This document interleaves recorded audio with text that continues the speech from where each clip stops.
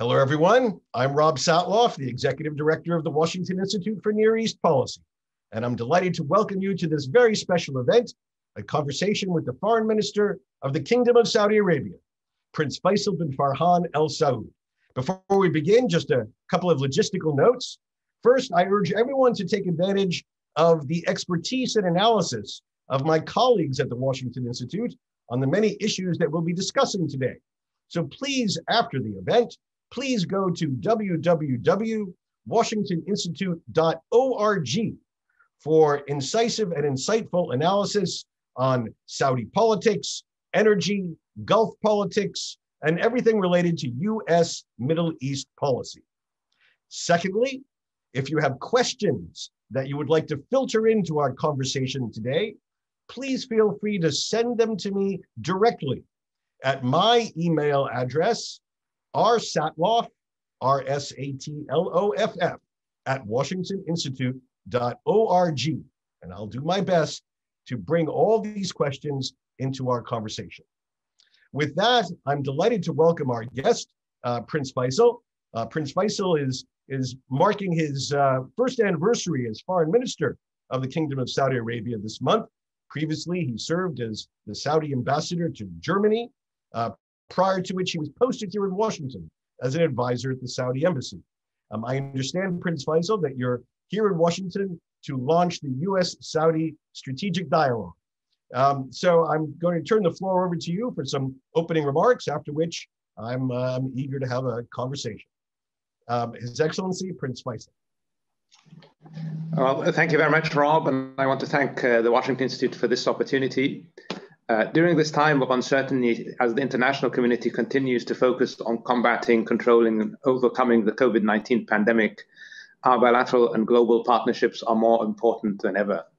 One way we continue the effectiveness of our bilateral cooperation is the Saudi strategic dialogue, which is yet another important contribution to our partnership that began 75 years ago with the historic meeting between President Franklin Delano Roosevelt and King Abdulaziz Al Saud in 1945. The strategic dialogue allows our nations to constructively discuss the wide range of issues of strategic importance to both nations, maintain our robust institutional cooperation, and advance the extensive security, economic, and person-to-person bonds that underpin our partnership. Saudi Arabia is president of the G20 this year and the host of the next month's G20 summit, now virtual given the circumstances that we are all having to deal with.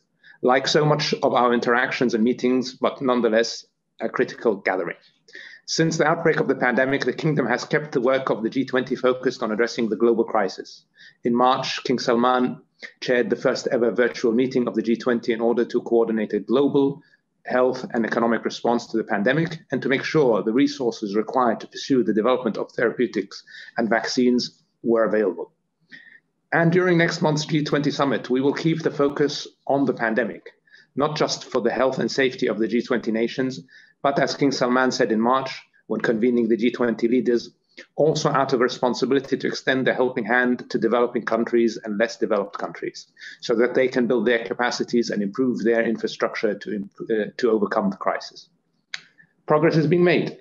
Together, the G20 has committed more than $21 billion to combat the virus through vaccine development and therapeutics, and more than $11 trillion in stimulus money to restore the global economy. We are truly all in it together. The challenge in front of us is a shared global challenge. While COVID has forced us to social distance and at times to nationally isolate, our pathway through the global emergency is our collaboration. And when we get through this, when we reopen our nations confidently and return to some form of normalcy, it will be because we work together, because we did this together. That's why partnerships matter, why strong bilateral relationships are so important, like the long-standing, enduring friendship between the Kingdom of Saudi Arabia and the United States of America. This year, we commemorated the 75th anniversary of the meeting between Saudi King Abdulaziz and US President Franklin Delano Roosevelt, the meeting that laid the foundation for this partnership. A relationship that has been beneficial not just for both nations, but the world. Together, we defeated communism. Together, we all but eliminated the threat of Al-Qaeda and ISIS. And together, we continue to combat terrorism and extremism by going after the men, the money, and the mindset that foments violent extremism. But that is not all. Our collaboration has contributed enormously to regional stability and development, as well as global economic prosperity, and it continues to do so. Yes, there have been some turbulent waters in our relationship, some crosswinds to navigate, but most importantly, our two nations always find a way forward, because our work together is too important to our nations and to the world. When we work together, we build a better, safer world. Our region has seen more than its share of chaos and uncertainty. It has experienced decades of tension and conflict, seen legitimate governments undermined and destabilized. In places like Syria, millions of innocent men, women, and children have been victimized and terrorized, deprived of the most basic human necessities. But it does not have to be that way. The Kingdom of Saudi Arabia maintains a foreign policy agenda committed to the political resolution of regional tensions, to de-escalating conflict, to rebuilding the bonds between nations, to collectively putting an end to terrorism and extremism, and to investing in economic and human development. We want a stable and secure Arabian Peninsula and Middle East, so that we and our neighbors can invest in building up our nations, not tearing them down, to have a brighter future for generations to come. Our goal is to bring economic, social, and cultural transformation to Saudi Arabia at a pace and a scale all but matched in unmodern history. Through our leadership's national transformation initiative called 2030, Saudi Arabia has already invested hundreds of billions to diversify our economy as we transform the kingdom into a regional and global engine for economic growth. We are creating a high-tech, next-generation economy, building sustainable cities of the future, opening our doors to tourism, creating opportunities for and empowering Saudi women and youth. We believe that the success of Vision 2030 will not only improve the quality of life and opportunities for the people of Saudi Arabia, but will also contribute to the prosperity of the region. It will represent a promising model for development in an area of the world where ideologies of extremism and chaos compete for the region's future. We could do even more if our region were more secure and if our neighbors were all equally committed to de-escalating tensions, politically resolving disagreements and investing in our people, instead of advancing expansionist ambitions. Our approach to the region and the world is to create stability, opportunity, and economic growth through inclusion, cooperation, and multilateralism. For example, Saudi Arabia played a central role in reaching peace agreements between countries in the Horn of Africa, and we have and continue to support Sudan's peaceful transition. But in stark contrast, Iran maintains a single-minded focus on undermining the health and safety of nations and communities, openly supporting terrorist groups, terrorist proxies, armed militias, and murderous regimes, interjecting itself wherever it can to create chaos and instability, as it has done in so many places like Lebanon, Iraq, Yemen, and as far away as South America. It seems wherever there is trouble in the region, you find Iran. The policies of the Iranian regime and its proxies lead to the political and humanitarian crisis firmly grasping our neighbor Yemen. The crisis is entirely the product of Houthi obstructionism and Iranian intervention, callousness, and hostility. Iran and its Houthi proxies undermine peace and stability in Yemen, which led to the breakdown of its civil society and the resulting despair of the Yemeni people. Iran sacrificed the well-being of the people of Yemen to create an area of mayhem and lawlessness to use as a launching pad for extremism that endangers not just Saudi Arabia, but the entire region and the world. Together with our Arab coalition and international partners, we are committed to restoring the legitimate government of Yemen, and with the United Nations, we continue to seek a peaceful resolution and negotiated settlement. But Iran and the Houthis are not interested. Every time there is potential progress, they walk away. Every time we take steps forward, like the coalition's recent unilateral ceasefire, those steps are rejected. How did Iran and the Houthis respond to our ceasefire? A space we created for possible talks. They responded with drones and ballistic missiles attacks. Saudi Arabia and the coalition will not abandon the people of Yemen, nor can we ignore the security and defense of our nation and our people, which have been threatened by more than 300 ballistic missile attacks on our soil. And we cannot ignore the potential future threat of an Iran armed with nuclear weapons and the continued exports of its revolutionary agenda through hostile and terrorist behavior. Our partnership with the United States is critical in addressing Iran's malign behavior, and we are committed to working with the US so that Iran does not obtain a nuclear bomb. ever, as well as ending the Iranian regime's policies and practice of interference and destabilization. We have always extended a hand of peace to Iran. We've had security agreements with them before. We have invited Iranian President to Riyadh and even welcomed the JCPOA. But as we interpret these as steps towards security, Iran interprets them as opportunities for expansionism.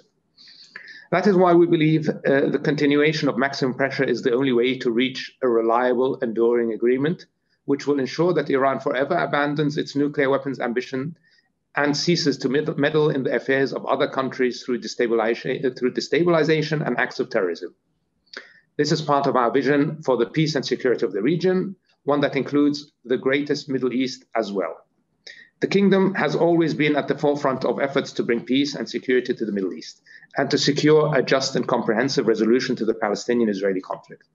Over the years, Saudi Arabia has put forward peace proposals created to achieve and protect the legitimate rights of the Palestinian people and the security of the people of Israel and Palestine. That has been and remains our goal. And we continue to work with our partners to find a lasting peaceful resolution. And so we welcome the recent efforts to bring the parties together towards a comprehensive peace plan, because an important step in securing regional stability in the Middle East remains a peace agreement between Israel and the Palestinians.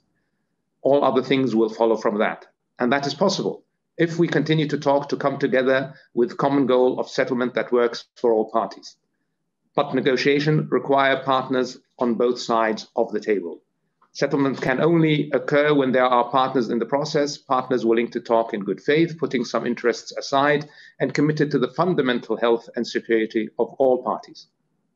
What has kept our relationship, the 8-decade partnership between the Kingdom and the United States, durable and strong, is a mutual mission to bring people and nations together, to value above all else peace and security, and to prefer and always seek negotiation, mediation, and diplomacy. Yes, there are times when we see things differently. That's to be expected. But despite those occasional divergences, what matters most is that our relationship remains strong, that we continue to build on the foundations that put in place by two leaders who didn't know each other well, but knew then that our partnership could be important to the world's way forward following the Second World War. And now, our alliance goes much deeper than just one king or one president. It's not partisan or political. It's about the best interests of both nations. Each year, more than 40,000 Saudi students study at US colleges and universities, bringing our communities and people closer together, helping us to know each other, building bridges and bonds that keep our national friendship strong outside the hallways and corridors of Washington, D.C. And during this pandemic, many of these students, instead of returning to the kingdom, stayed in their US communities, medical students and others working on the front lines, because at the end of the day, that is what is most important about our partnership, working together in difficult times in the face of daunting challenges, but never giving up and always committed to the more secure and safe world that our leaders first imagined.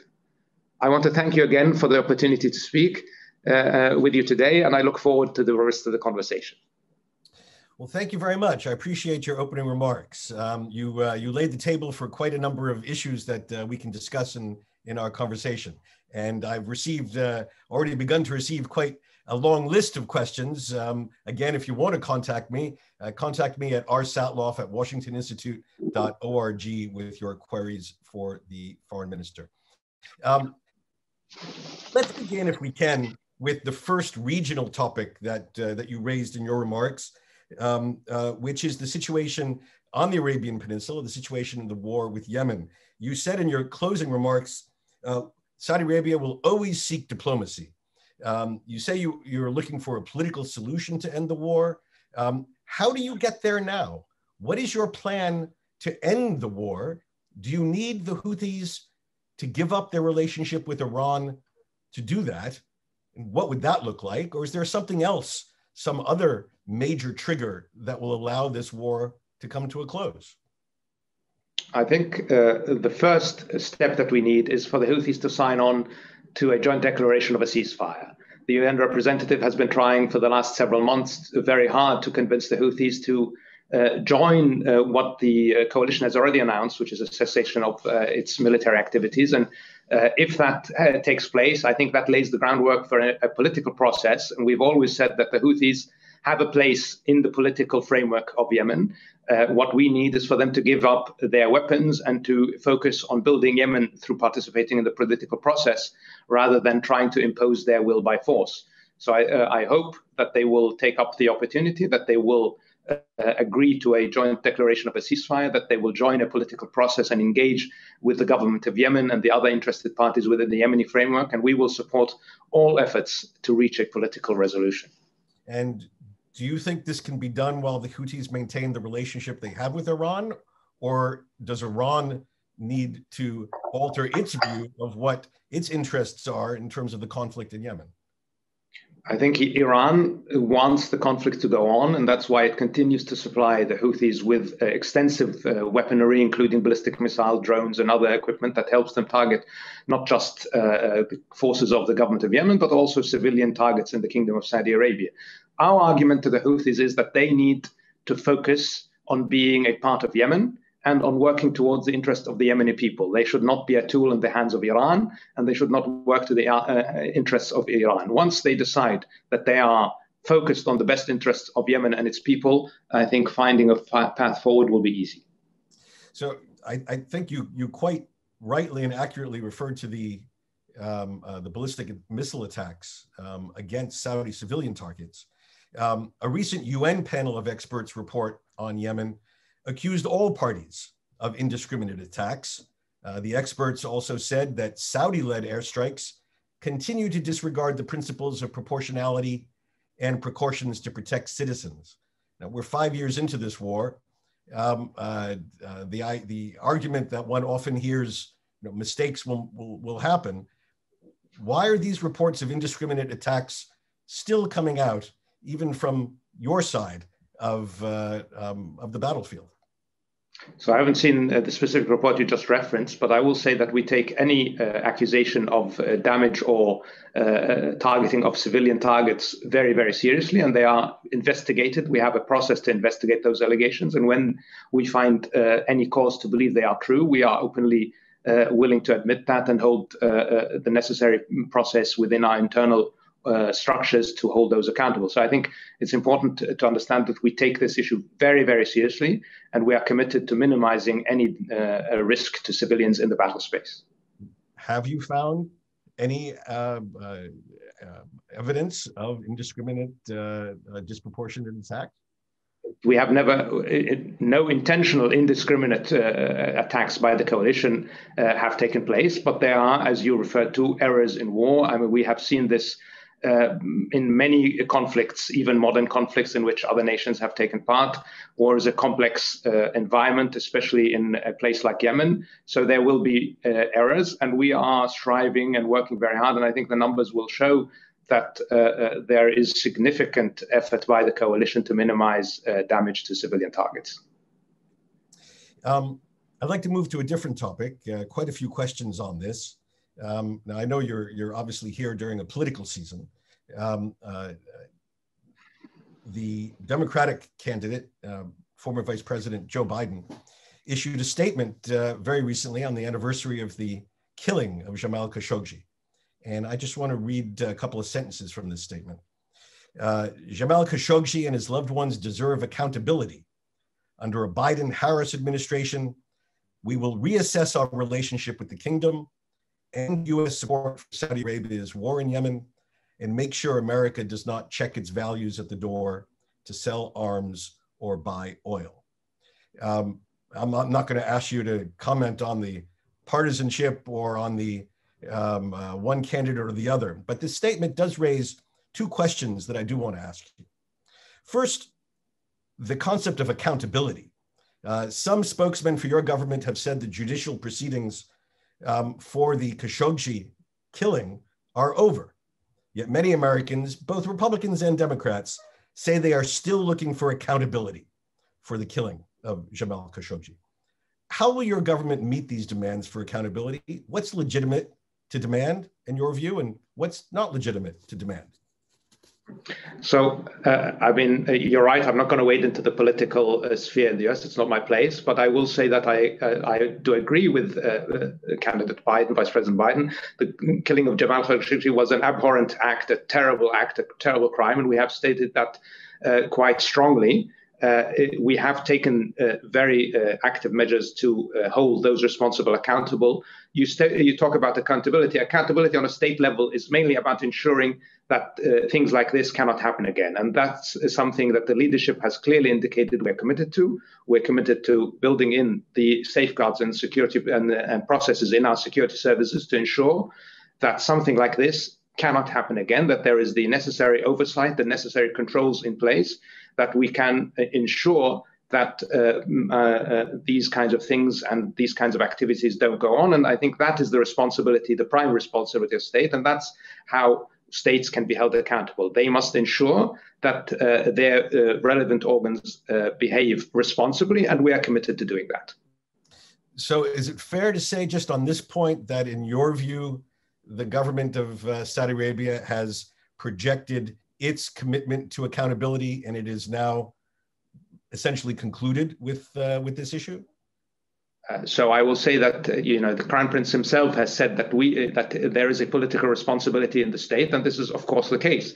Is this the end of the issue? No, because the process that we have instituted to reform our security service and to instill the necessary safeguards is something that we will have to keep going at. I mean, this is it is a process that needs to be consistently monitored, and that we need to hold ourselves accountable, and we will do that. I mean, we are very much committed to this as an ongoing process. It's not something that we just want to sweep off the rug. This is not the case. We are very much in the mindset that we cannot allow something like this to ever happen again.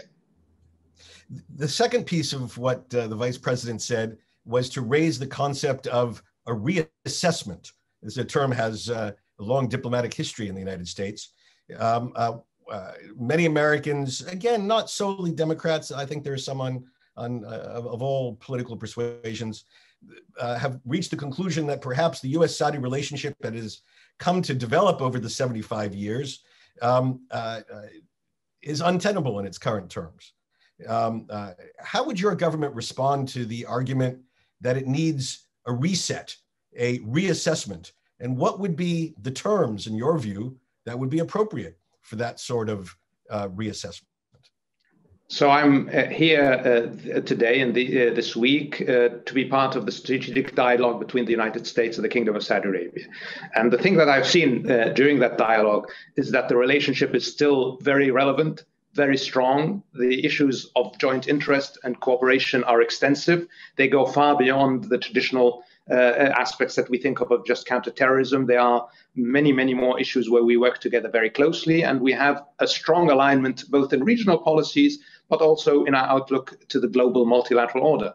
I think that any assessment that is done of the relationship will find that there is still very, very significant value for both countries, and both peoples in the relationship. And I'm confident that any administration will see the very, very strong and important value that is in that relationship. And we will work with any administration to further those interests and work together to deliver all the potential that is in this very important relationship. So, if you don't mind me asking, why are you starting a strategic dialogue in the 2 weeks before an American election, 3 years after President Trump visited Riyadh? Well, I mean, the strategic dialogue is an institutional dialogue. It's a dialogue with the United States of America, and therefore I think it should be completely devoid of a political context, and that's the way we see it. We see this relationship as long-lasting. It has lasted for 75 years. It has gone through a lot in those 75 years, but it has continued to deliver strong value. And I think the strategic value, the strategic dialogue we're having today and we had yesterday will show that that value will persist into the future. Let me ask about another domestic issue, another issue that is high on the minds of many viewers of this show, but more generally, I think is also something that is attracted considerable attention both sides of the aisle on Capitol Hill and in American politics. And that's a broader question of human rights issues inside the kingdom. I think it's perhaps one of the largest points of bipartisan agreement about the need for reform in Saudi Arabia needs to focus on human rights issues. Let me ask you specifically about the continuing detention of Lujain al-Hathloul and numerous other women, many of whom were activists arrested in the weeks before the ban on women's driving was lifted 2 years ago. Very difficult for Americans to understand why these women are still in jail. Why are they still in jail, and when will they be released? So human rights is something that I think we all see as very important, and the kingdom is the same. The leadership of the kingdom of Saudi Arabia sees that importance equally, and we are constantly working on improving the human rights situation, and the reform process that's ongoing in the kingdom has delivered significant progress in those areas. And I think many people will attest to the fact that whether it's in judicial reform related to issues like flogging or application of the death penalty, or whether it's related to the role of women in society, and far beyond that, the work is ongoing. It is something we do because the leadership believes strongly that it's in the best interest of our country and our people. And as far as the individuals you mentioned, they are not detained because of any human rights activity or activities related to women's emancipation or anything. They are charged with serious crimes under our laws, and everyone is equal under the law in the Kingdom of Saudi Arabia. And if you break the law, you are subject to its precepts. And the prosecutor has said quite clearly that the public prosecutor, that he sees serious crimes, and the courts are independent. They will adjudicate and will take the necessary actions as they see fit. And when will they be released? This is up to the courts, not to the government. So is it your view that people around the world who look at these cases and see in them an affront to human rights, that they are mistaken? I think they may not have all the information, and that might be something where we have not been able to explain the case completely. That could be the case, but it's not up to us. It's up to the courts. We have independent courts, and they must adjudicate those charges. As far as how people perceive them, I think that everybody has the right to perceive things as they understand them. I only underscore this because I know how significant the issue is, and will play a significant issue in the development of U.S.-Saudi relations as we go forward. And I urge as much as possible, as strongly as possible, that these cases be concluded. Is there a reason why they're taking so long to reach conclusion? I think that's up to we'd have to ask the court. I don't have an answer for that. I think the courts take their time, and it's important that they review all the evidence that they are presented with in a fair and deliberate manner. And we hope that they will come to their conclusion soon. All right, let's move now to some issues of regional politics that were raised in your own opening remarks. You had a pretty tough statement about Iran. And Iran's regional troublemaking. So I'd like to ask you about U.S. policy toward Iran. In broad strokes, we've had two U.S. policies over the last decade. The Obama administration's focus on nuclear issues, leading to the JCPOA, which you said Saudi Arabia welcomed, which made Iran's other malign activities somewhat of a secondary issue, and which sought a certain balance in regional terms between Saudi Arabia and Iran. And then came the Trump administration's maximum pressure, which saw a toughening of sanctions, but not the achievement of a better deal with Iran. And other than the killing of Qasem Soleimani, itself a significant act, no significant pushback on Iran's malign regional activities, symbolized by the attack on Saudi oil facilities last year, to which there was no direct response. Seems to me perhaps Saudi Arabia isn't pleased with either of these two approaches. Neither one has achieved the sorts of regional stability, has put Iran's nuclear program into on hold, enhanced the security of the region. What do you look for the next administration to do that neither President Trump nor his predecessor succeeded in doing? So I would argue that the maximum pressure campaign, while it hasn't shown a final result yet, is working. The regime in Iran is less capable in supporting its proxies in Iraq, in Lebanon, in Syria.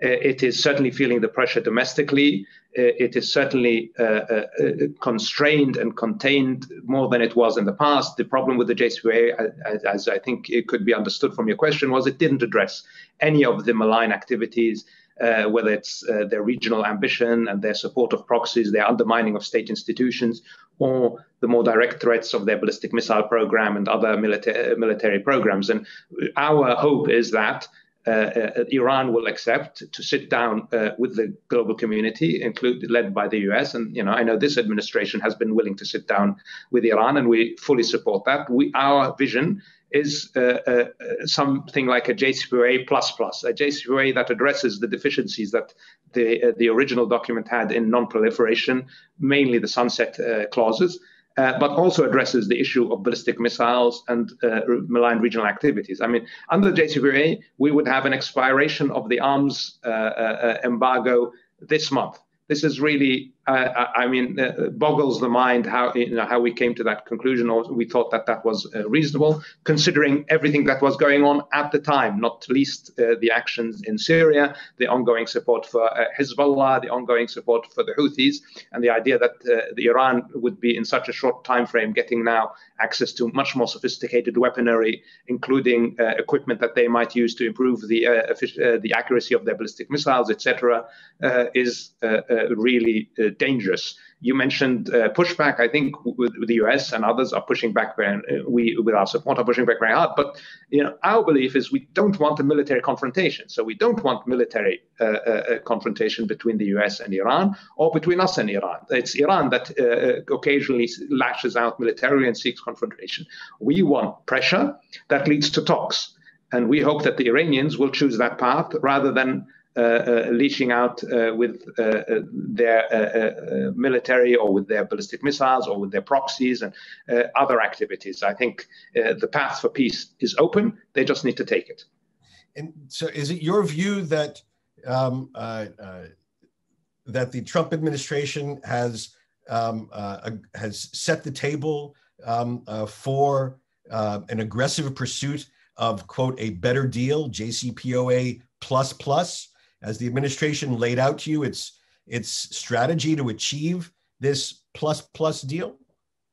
I think so. I think, as we said, if we continue to put significant pressure on Iran and on the Iranian regime, that will force them eventually to come to the table. And I believe that everybody now sees that without addressing the deficiencies of the original agreement, any future agreement, whether it's called JCPOA, whether it's called something else, will only lay the groundwork for future instability. So it'll be a temporary salve that will not deliver the security that we need and that we all hope for in the region.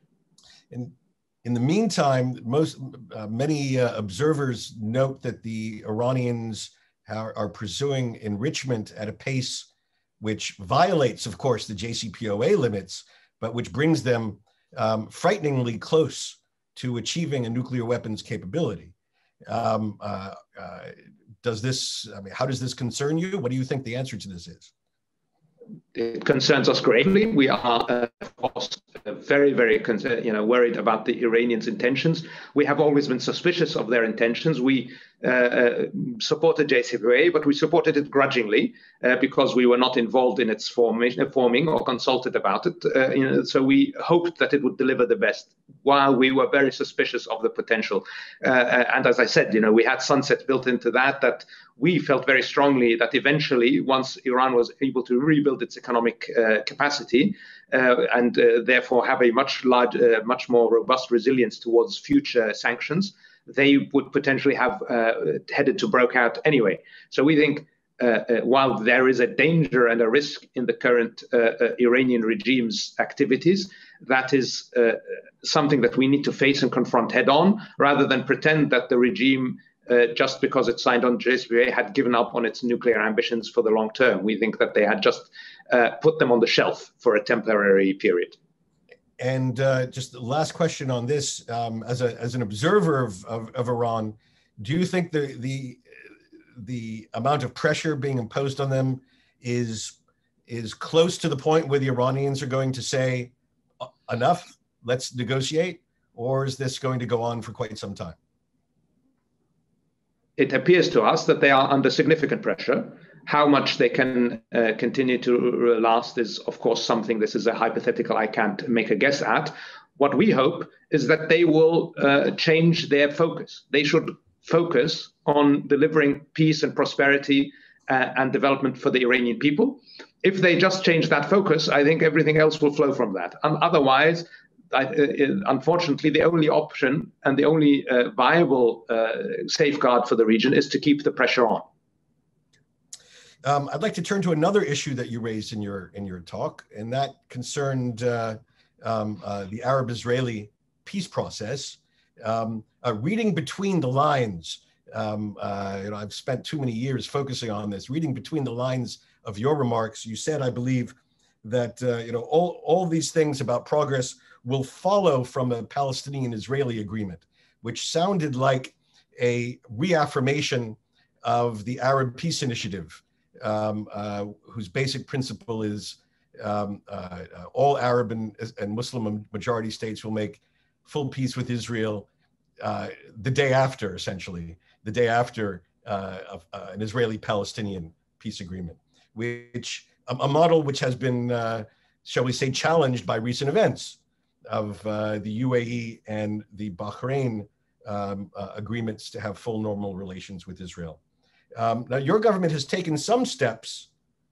It has congratulated and welcomed these other countries' moves, permitting overflights between those countries and Israel. Can you imagine more incremental steps down that path as an interim stage before a final peace arrangement? Are there more interim steps like that to be had? I believe that the focus now needs to be on getting the Palestinians and the Israelis back to the negotiating table. In the end, the only thing that can deliver lasting peace and lasting stability is an agreement between the Palestinians and the Israelis. If we don't manage to achieve that, we will continue to have that festering wound in the region. We are committed to the process of peace. Peace, we see, is a strategic necessity for the region. Part of that is an eventual normalization with Israel, as envisioned in the Arab Peace Plan, as envisioned even in what the kingdom proposed in 1981 in Fez. So we have always envisioned that normalization would happen. But we also need to have a Palestinian state, and we need to have a Palestinian and Israeli peace plan. Therefore, we strongly believe that the focus now should be on getting the Palestinians and the Israelis to the table. And I believe everybody is committed to trying to find a way to achieve that. And is it your view that the Emiratis and Bahrainis made that more likely or less likely by the steps that they've taken with Israel? So the Emirati and the Bahraini deal, one of the things they delivered is taking annexation at least off the table for the time being, which was a significant threat to the prospects for peace. So then that, if you look at it from that context, it does help lay the groundwork for potentially the Israelis and Palestinians getting back to the more work needs to be done, but you can look at it as a positive in that context. Would you welcome other Arab states, if not Saudi Arabia, taking those sorts of steps, that is, moving toward normal relations with Israel in exchange for Israel taking certain measures with the Palestinians? The states will have to decide what they think is in the best interest of them and the cause that they believe in. Can I ask you about a fascinating set of interviews that were delivered just recently by Prince Bandar, who speaks with some authority given his personal experience on these issues. I believe it's fair to say that one can sum up the Prince Bandar's interview with the phrase, "The Palestinian cause is just, but Palestinian leaders have failed their people repeatedly." Do you agree? That's Prince Mendel's opinion. I believe that the Palestinian leaders genuinely want what's best for their people. The important thing is to work with them and the Israelis to get talks going, and that's what we're committed to. Okay. I know we only have a few minutes left. There are a couple of more big topics that people are flooding my email box with. The rift inside the Gulf Cooperation Council, the rift between you and Qatar. This has been going on now for 3 years, more than 3 years. What are the specific requirements that your government has to end this? Are they still the 13 demands that were put down 3 years ago? Or is that, shall we say, an opening bargaining position? And, cooler heads can prevail and find a solution. I certainly hope that cooler heads will prevail and find a solution. I believe that we are committed to finding a solution. We are, from the beginning, we've worked with the late Emir of Kuwait to find a path forward. We continue to be willing to engage with our Qatari brothers, and we hope that they are as committed to that engagement. And if we are able to find a path forward to address the legitimate security concerns of the quartet that drove us to take the decisions we took, that will be good news for the region. It will be good news, I think, for stability and security. But we do need to address the legitimate security concerns of the quartet. And I think there is a path towards that, and we are hoping that we can find that in the relatively near future. When do you think we'll see this Gulf Rift resolved? Your guess is as good as mine. I hope your guess is better than mine. You referenced in your remarks Vision 2030. This has captured quite a bit of attention for some of the dramatic aspirations that the kingdom has identified for reform, economic, social, other reform inside the kingdom. Without giving the full brief, what's on target and what's not on target in terms of achieving the objectives here? So broadly, Vision 2030 is on target. Of course, we have all in the global community been challenged by COVID-19. COVID-19 has put an enormous strain economically, socially, in all contexts on governments around the world. And the Kingdom of Saudi Arabia has not been immune from that. So that has affected. So before COVID-19 hit, we were, for instance, on track to record low unemployment among Saudis. That has, of course, now been affected significantly because of the economic impact of COVID-19. But on the positive side, we are among the least affected G20 nations by the downturn caused by the pandemic. So our GDP loss is significantly lower than many of our G20 partners. There are many things that continue to be on track. For instance, home ownership by Saudis is at record highs.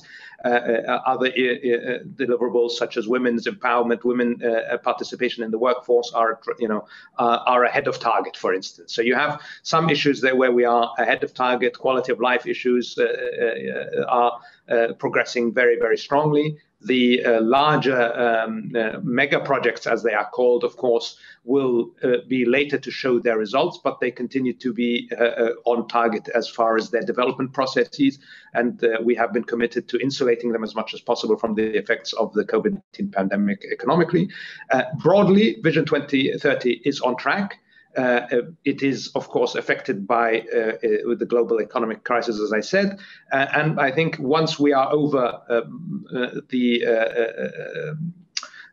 most severe impacts of the pandemic, we will be able to ramp up very quickly to deliver on the targets that are set. But Vision 2030, by the way, was designed and built to be a flexible vision in the sense that it should be able to deal very effectively and efficiently with shocks and with surprises. And that's the case. We've been able to reallocate resources as necessary to make sure that those things that are of highest priority are protected and continue to go forward. And if I could ask, how has the continuing low price of oil affected all this? My assumption is that the short-term needs for spending to enable these reforms are pretty great, but the global economy is not playing along. As I mentioned, all of our economies, we are a global community, and all of our economies have been affected by this global pandemic. Saudi Arabia has not been immune, and we have, of course, taken a hit. The oil price is not where we're not in an ideal place, but we had enough reserves and we had enough borrowing capacity that we were able to not only keep the most important parts of Vision 20 on track, but also to inject significant stimulus into the domestic economy to make sure that the economy is protected from the worst effects of the pandemic. So Saudi Arabia is still in a very strong financial position, even with all the challenges of the economic downturn and with the downturn in the oil price. We have a lot of resilience built into the system, and we are taking advantage of that now. Okay, we'll just. One last question. You're heading back to Riyadh.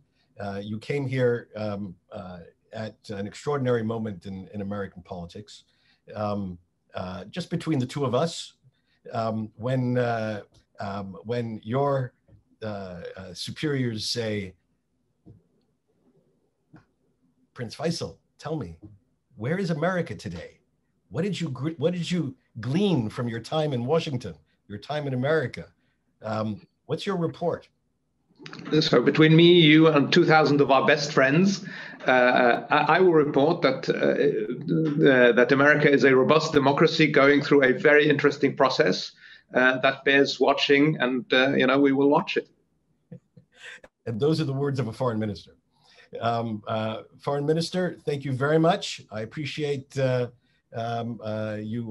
answering the broad range of questions that I posed, and I look forward to more opportunities to have continuing discussion with you and your colleagues about the direction of U.S.-Saudi relations.